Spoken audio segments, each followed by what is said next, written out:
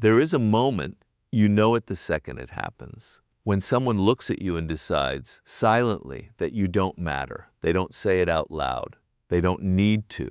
It shows in the way they interrupt you mid-sentence, the way they take credit for your work without flinching, the way they show up late to what matters to you, but never to what matters to them. That moment is not an accident. It is a calculation. Somewhere in their mind, a quiet verdict has been reached. This person can be disrespected, and nothing will happen. Most people spend their entire lives trying to fix this the wrong way. They apologize more. They explain themselves more. They try to be liked, to be understood, to be fair. And the disrespect only grows because kindness without power is an invitation, not a virtue. There is another path, colder, older, and far more effective. It is the path of those throughout history who were never tested twice. Kings who lost their crowns not because they were cruel, but because they were soft. Rivals who vanished from a man's life the instant they understood that crossing him carried a price too heavy to pay. This is not a lesson in becoming a tyrant. It is a lesson in becoming untouchable, in rewiring how the world calculates the cost of disrespecting you. Over the next 6 parts, you will learn the exact psychological architecture behind fear-based respect, why silence is more dangerous than shouting, why your reputation works while you sleep, why controlled anger is a weapon sharper than rage, and how the most powerful people alive have made one thing universally understood: touch me, and you will regret it. This is dark. This is uncomfortable. And it works. Before you can stop disrespect, you have to understand what it actually is. Disrespect is not random, it is not bad luck, and it is not simply how some people are. Disrespect is a test result.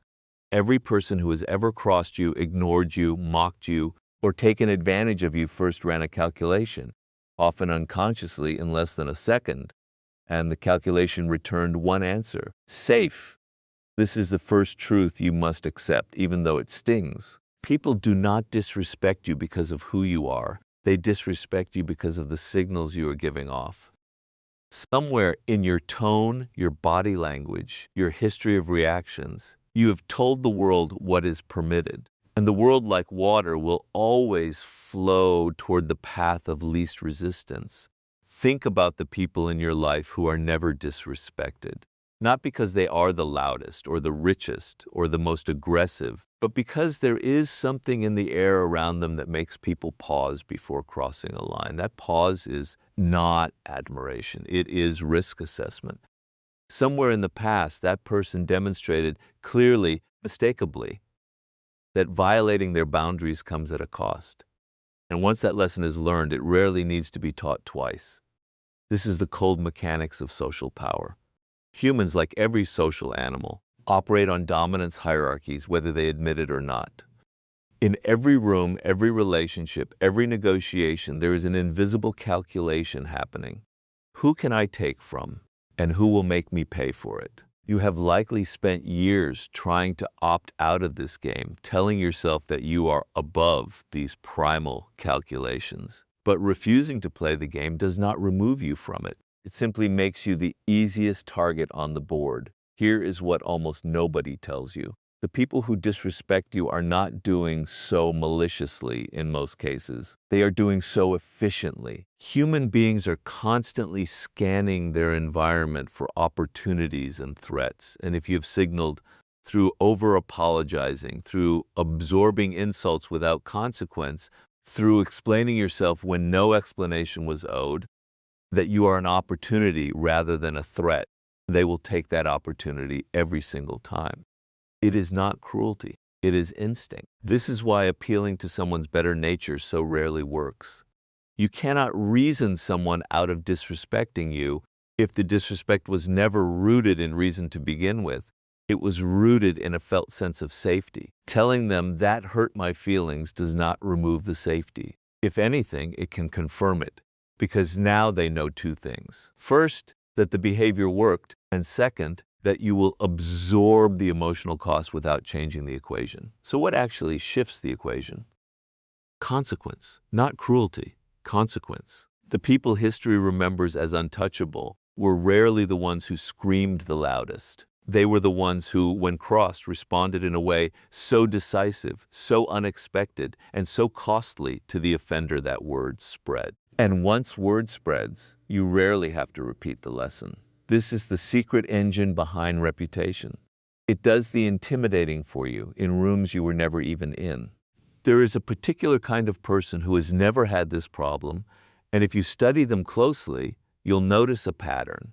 They do not react instantly to insults. They do not defend themselves in the moment the way most people do. Instead, there is a beat, a pause, where you can almost feel them recalibrating, deciding how this will be handled and by whom and when. That pause is terrifying to the person who just disrespected them, more terrifying than an immediate explosion of anger. Because immediate anger can be predicted and even enjoyed by someone seeking a reaction. The pause cannot be read, and what cannot be read cannot be controlled. This is the first shift you need to make internally before any external tactic will work. You must stop viewing disrespect as a wound to your identity and start viewing it as information. Every act of disrespect is a data point telling you exactly where your boundaries are currently weak, exactly which signals you are giving off that invite exploitation. The amateur responds to disrespect with hurt. The strategist responds to disrespect with analysis. What allowed this to happen? What needs to change so it cannot happen again? Consider, too, that disrespect almost always escalates when left unaddressed. It is rarely static.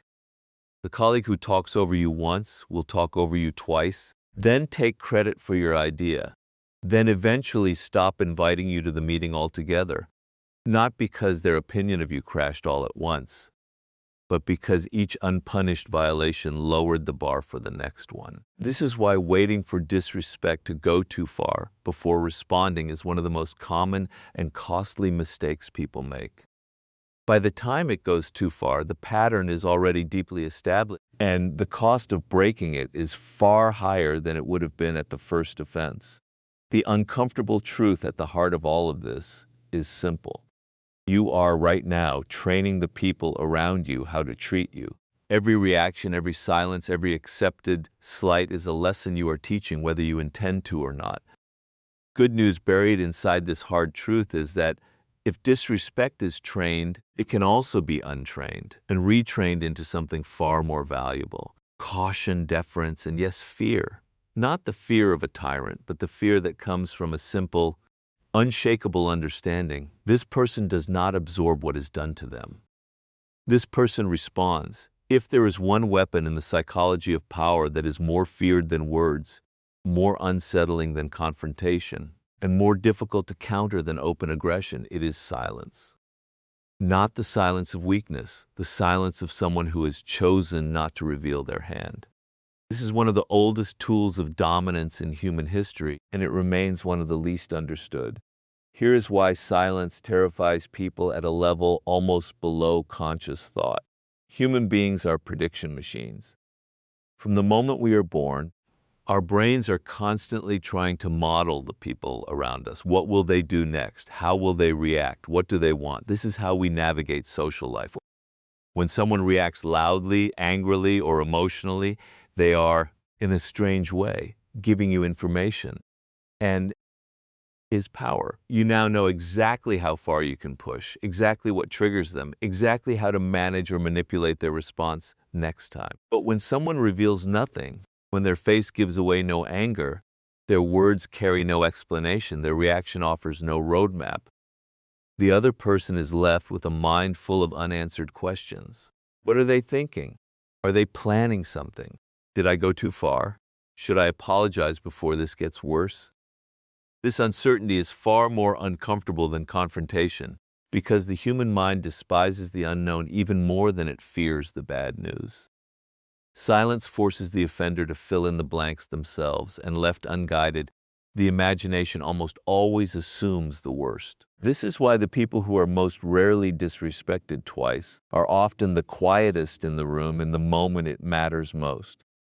Watch closely and you will notice they do not rush to defend themselves. They do not perform outrage for an audience. They absorb the moment, register it fully, and say almost nothing, and then later, in their own time, on their own terms, they act. That gap between the offense and the response is where the real power lives, because it is in that gap that the offender's mind runs wild with consequence.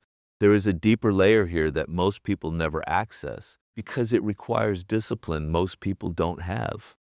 The withholding of your emotional reaction is not about suppression. It is about control of information. Every time you react instantly and visibly, you are handing the other person a free lesson in how to manage you. You are teaching them your triggers, your weaknesses, your pressure points. Also, they can push those exact buttons again in the future, perhaps more carefully next time to avoid consequence, but still push them. The person who reveals nothing gives away nothing to exploit. This does not mean becoming cold or robotic in every interaction. That would be its own kind of weakness, a mask so rigid it becomes predictable. It means being selectively unreadable, particularly in moments where someone is testing you, probing your boundaries, or attempting to provoke a reaction for their own advantage. In those specific moments, your silence should not feel like absence. It should feel like a held breath, the calm before something is decided. There is a reason interrogators, negotiators, and the most effective leaders throughout history have mastered the pause before response. In negotiation, the first person to fill an uncomfortable silence often gives away the most. In leadership, the executive who does not immediately explode at bad news, but instead goes quiet, absorbing, thinking, is far more terrifying to a subordinate than one who screams. Because the screamer's anger has an expiration date, but the quiet leader's judgment feels unlimited, unpredictable, and permanent. Mystery compounds this effect further. People do not fear what they fully understand. A fully transparent person, someone whose every emotion, opinion, and plan is broadcast openly, becomes over time entirely predictable, and the predictable are rarely feared. This is not an argument for dishonesty. It is an argument for discretion.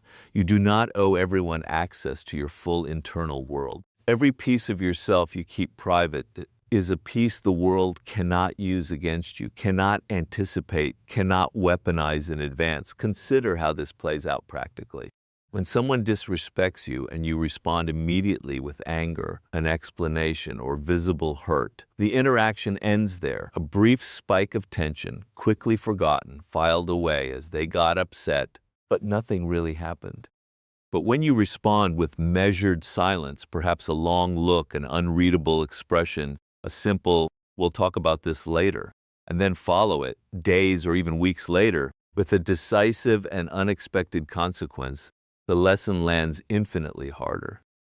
The unpredictability of the timing, combined with the certainty that consequence will come, creates a far more powerful deterrent than any immediate outburst ever could. This is uncomfortable to practice because our instinct in the moment of disrespect is to react immediately, to defend our ego in real time. But ego-driven reactions are almost always weaker than calculated ones. The strongest response is rarely the fastest one. Silence is not weakness pretending to be strength. It is strength that has learned patience is a weapon. Master this, and something remarkable begins to happen. People around you become more careful, not because you have threatened them, but because they no longer know what you are thinking, and the not knowing itself becomes the deterrent. In the next part, we take this a step further into a tool even more visceral than silence, the strategic controlled use of anger, and why the rare display of it, used correctly, can rewrite how an entire room treats you forever. Anger, in its raw and unfiltered form, is almost always a losing move. The person who explodes at the smallest provocation is not feared. They are managed. Colleagues learn to avoid certain topics around them. Family members learn to walk on eggshells, not out of respect, but out of exhaustion. Over time, chronic anger becomes background noise, and background noise, no matter how loud, eventually gets tuned out. This is the great irony of uncontrolled rage. The more frequently it appears, the less powerful it becomes. But there is a different kind of anger, rare, controlled, and deployed with precision, that operates by entirely different rules. and it is one of the most underused tools in the entire architecture of personal power. The difference lies not in the emotion itself, but in its frequency and its framing. A person who is calm 99% of the time, measured, composed, difficult to rattle, and who then, on the rare occasion someone crosses a real line, allows a flash of genuine intensity to surface, creates an entirely different psychological effect than someone who is volatile as a baseline. The calm person's anger feels earned, significant, almost seismic, precisely because it is so uncharacteristic. It signals that something serious has just happened, something that broke through a threshold most things never reach. That rarity is what makes it terrifying. This is why the most feared figures in any organization, any family, any social circle are often not the loudest people in the room. They are the calm ones. The ones whose composure is so consistent that everyone unconsciously understands. If this person ever loses their composure with me, I have gone somewhere I cannot come back from. The threat is not in the anger itself. It is in what the anger represents. The crossing of a line that has real lasting consequences on the other side of it. To use controlled anger effectively, you must first master the discipline of emotional regulation in the 99% of interactions that do not warrant it. This means training yourself not to react to minor slights, minor irritations, or small tests of your patience. Every time you let a small thing go, visibly, calmly, without needing to prove anything, you are building a reservoir of composure that makes your eventual reaction, when it finally comes, exponentially more powerful. This is difficult. It requires you to absorb minor friction without needing the immediate satisfaction of a reaction. But that patience is precisely what makes the eventual response so devastating. When the moment does come, a genuine violation, a real crossing of a boundary that matters, the anger you display should not be chaotic. Chaotic anger, even when rare, still reads as a loss of control. And a loss of control is, paradoxically, a display of weakness rather than strength. The anger that commands fear is anger with a clear target, a clear cause, and a clear boundary attached to it. It says, in effect, this specific thing is not permitted, and now you understand why. It is anger with a message, not anger as pure emotional discharge. There is also a crucial distinction between anger directed and anger displayed for effect. The amateur wants everyone in the room to see them get angry because on some level they are performing for validation, hoping others will rally to their side or be impressed by their intensity. The strategist does not need an audience. Their anger is delivered privately, directly, to the person who caused it, without theater, without an audience to perform for. This distinction matters enormously because anger performed for an audience is often dismissed later as an act, a show, while anger delivered privately and directly is remembered as something real, something that actually happened between two people, with no exit and no witnesses to soften it. Timing plays an equally critical role. The instinct in the moment of disrespect is to react immediately, but immediate anger, delivered in the heat of the moment, often comes across as reactive rather than deliberate, as something that happened to you rather than something you chose. There is significant power in allowing a beat of silence first, the pause discussed in the previous part, before delivering a controlled, deliberate response. This sequencing matters. Silence first, to signal that you are processing rather than simply reacting, followed by a precise, contained display of intensity that leaves no ambiguity about how seriously the violation was taken. Equally important is what happens after the anger. The amateur, having finally expressed their anger, often continues to simmer, bring it up repeatedly, or let it color every future interaction. This dilutes the power of the original moment and, worse, signals that you are not fully in control of your own emotional state, that the anger is managing you rather than the reverse. The strategist, by contrast, delivers the response and then returns to baseline composure almost immediately afterward, as though nothing happened. This return to calm is, in its own way, even more unsettling than the anger itself, because it reinforces the sense that the anger was a deliberate tool, deployed and then set back down. not a loss of control, but a decision. Used this way, controlled anger becomes something closer to a scalpel than a hammer. It is precise, it is rare, it is remembered, and because it is remembered, you rarely need to use it more than once with the same person for the lesson to take permanent hold. But anger and silence alone are not enough to build lasting, structural respect. For that, you need something that works even when you are not in the room, something that precedes you into every new relationship, every negotiation, every room you walk into for the first time. That something is reputation, and it is the subject of the next part, every tactic covered so far. Silence, controlled anger, the withholding of reaction, has one significant limitation. It only works in the moment you are physically present. But the most powerful form of protection against disrespect is not something you do in a single interaction. It is something that exists before the interaction even begins, a force that walks into the room ahead of you, that colors how you are perceived before you have said a single word. This force is reputation, and understood correctly, it is one of the most powerful weapons a person can build. Reputation functions as a kind of pre-installed deterrent.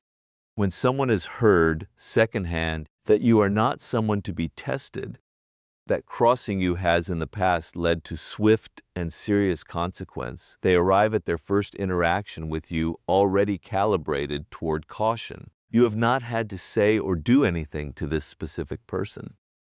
The work was already done for you by the accumulated weight of every previous moment where you demonstrated that disrespect towards you carries a cost. This is leverage that operates while you sleep, while you are in another city, while you are not even thinking about the person who is at that very moment deciding to think twice before crossing you. This is why history's most enduring figures of power understood something that modern culture, with its obsession with being universally liked, has largely forgotten.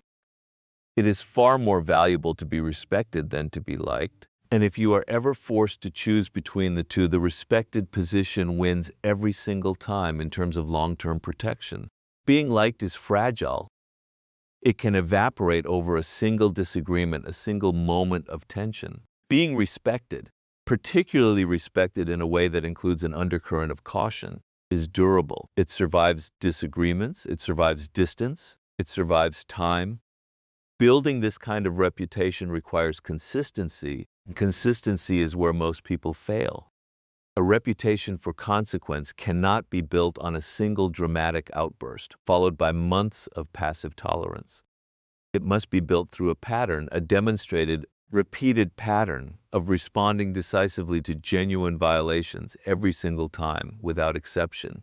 The moment you let a serious violation slide even once, particularly after having built a reputation for not tolerating such things, you do more damage to that reputation than if you had never built it at all. Inconsistency is the single fastest way to destroy the deterrent effect that consistency so carefully constructs. There is also a critical distinction between a reputation built on unpredictability and chaos versus one built on principled consequence. A reputation for random explosions of temper creates fear, yes, but it is a fear mixed with contempt, because people can see there is no logic governing the behavior. It is simply volatility, and volatility, while it may intimidate in the short term, erodes respect over time because it signals a lack of self-control. The reputation you want to build is different, one where people understand precisely why consequences occur, because the boundary that was crossed was clear, and the response, while serious, was proportionate and comprehensible.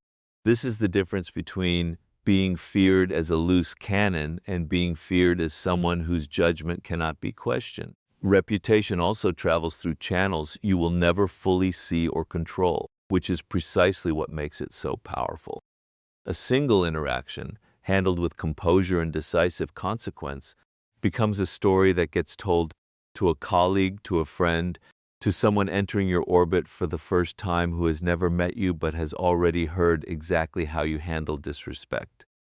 By the time this new person meets you, an invisible boundary has already been drawn around you, one they did not witness being built but which they instinctively respect. This is leverage compounding over time, entirely without additional effort on your part. There is a temptation, once you understand this dynamic, to try to manufacture reputation artificially, to talk yourself up, to tell stories about your own decisiveness, to perform toughness in the absence of real incidents that demonstrate it. This almost always backfires because manufactured reputation lacks the texture of real events. And people, especially perceptive people, can sense the difference between a story that happened and a story that is being sold. Genuine reputation is a byproduct of real behavior, consistently applied, not a marketing campaign about yourself. It is also worth understanding that reputation is not solely built through consequence. It is equally built through what you consistently do not do. A person who never gossips, never explains away their decisions defensively, never begs for understanding after taking decisive action, builds an aura of self-containment that is in itself intimidating. The less you explain yourself, the more mysterious and formidable your decisions appear. Over-explanation, by contrast, signals insecurity, a need for approval that undercuts the very consequence you just delivered. Deliver the consequence and then let silence do the rest of the work. Do not dilute it with justification over time. If built correctly, your reputation becomes a kind of armor that precedes you into every negotiation, every relationship, every room. People will treat you with a baseline level of caution, not because of anything you did in that specific moment, but because of everything you have consistently done before it. This is the compounding interest of consequence, applied over years rather than moments, and it is, without question, one of the most valuable and least visible assets a person can build. But reputation, silence, and controlled anger all share a common prerequisite. You must actually be willing to enforce consequences when boundaries are crossed. Without genuine boundaries, clear, communicated, and consistently defended, none of these tools have anything to attach themselves to. This is where we turn next. Every tactic discussed so far depends on a single foundation that most people never actually build: real enforced boundaries. Silence, controlled anger, reputation, these are all downstream expressions of something more fundamental. They are the style of enforcement, but without genuine boundaries backing them, style alone becomes theater, impressive to watch, but ultimately hollow, because there's nothing real underneath it to protect. A boundary that is stated but never enforced is not a boundary at all. It is a suggestion, and suggestions, by their very nature, invite negotiation. This is the single most common failure point people encounter when trying to command more respect. They announce a limit. Don't speak to me that way. Don't take credit for my work. Don't be late to things that matter to me. And then, when the limit is inevitably tested, they do nothing when it is crossed. Worse than having no boundary at all, this teaches the other person a devastating lesson. This person's words do not match their actions, and therefore their words can be safely ignored. Real boundaries require consequence, and consequence requires that you actually be willing to pay a price to enforce them. This is the part almost nobody wants to hear, because it is uncomfortable. Enforcing a boundary often costs you something in the short term. It might cost you a friendship that was never built on mutual respect to begin with. It might cost you a moment of social awkwardness. It might cost you the temporary approval of people who benefited from your previous lack of boundaries. The people who successfully build a reputation for consequence are the ones who have made peace with paying these short-term costs in exchange for the long-term structural respect that follows. The design of an effective consequence follows a specific logic. First, it must be proportionate. Wildly disproportionate consequences read as unstable rather than principled, and unstable responses, as discussed earlier, generate a fear mixed with contempt rather than genuine respect. Second, it must be certain. The power of a consequence lies less in its severity and more in its inevitability. A mild consequence that reliably occurs every single time a boundary is crossed is psychologically far more effective at shaping behavior than a severe consequence that only occurs occasionally, because unpredictability teaches people to gamble, while certainty teaches people not to test the boundary at all. Third, it must be delivered without extensive justification. Over-explaining a consequence dilutes its weight and invites debate about whether it was deserved, which shifts the power dynamic back toward the person who committed the violation in the first place. There is an important psychological principle at work here, one drawn from how behavior is actually learned and unlearned. Consequences that are immediate and consistent shape behavior far more powerfully than consequences that are delayed, inconsistent, or explained away. This is why so many people who genuinely want to be treated better fail to achieve it. They wait too long to respond. They respond inconsistently depending on their mood or how tired they are, or they respond with an explanation so long and apologetic that the consequence itself gets lost entirely. Boundaries also require a crucial internal shift. The willingness to let the relationship, the friendship, or the working arrangement change or even end if that is the price of enforcing the boundary.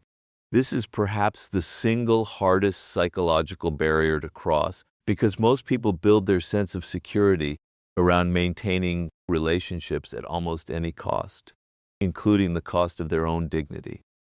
But here is the paradox that almost nobody tells you. Relationships and dynamics that only survive because you allow yourself to be disrespected within them are not relationships worth preserving in their current form. The moment you become willing to lose them, you paradoxically gain the leverage to actually reshape them into something healthier because the other party can sense, often instinctively, that you are no longer operating from a place of desperate attachment. This willingness to lose something is, in fact, one of the most underappreciated sources of power in any human interaction. The person who needs nothing from the relationship, who is fully willing to walk away, end the arrangement, or accept the consequences of enforcing a real boundary, holds an entirely different kind of leverage than the person who is terrified of the relationship ending. This asymmetry is felt by both parties, often unconsciously, and it fundamentally alters the balance of power in every subsequent interaction. It's worth being clear about what this does not mean. It does not mean manufacturing conflict where none exists, punishing people for imagined slights, or treating every minor disagreement as a boundary violation requiring consequence. That path leads to the volatility discussed earlier, the reputation for chaos rather than principle. The boundaries worth enforcing are the ones that genuinely matter to your dignity, your time, your work, and your well-being, not every minor friction that comes with normal human interaction. Once you begin consistently enforcing real boundaries, something shifts that goes beyond the specific relationships involved. You begin to trust yourself differently. You stop bracing unconsciously for the next violation because you know, not hope, but know that if it happens, you will respond. This internal certainty is itself detectable by others even before any specific incident occurs. It changes your posture, your tone, the way you carry yourself into a room. And this brings us to the final and most important transformation of all. The point where these individual tactics stop being techniques you deploy and become, instead, simply who you are. Everything covered so far, the psychology of why disrespect happens, the power of silence, the precision of controlled anger, the compounding force of reputation, and the discipline of enforced boundaries, are individually powerful tools. But used in isolation as discrete tactics deployed only when needed, they remain fragile. The final and most important shift is the one that moves these tools from something you do to something you fundamentally are. This is the difference between someone who occasionally performs strength and someone who has become, at a structural level, difficult to disrespect in the first place. This transformation begins with an uncomfortable but necessary act of self-honesty. You must go back through your own history and identify, without flinching, every pattern that has taught the people around you that you are safe to disrespect. This is not an exercise in self-blame. The goal is not to punish yourself for past passivity. It is an exercise in diagnosis, Because you cannot change a pattern you refuse to see clearly. Where have you overexplained yourself when no explanation was owed?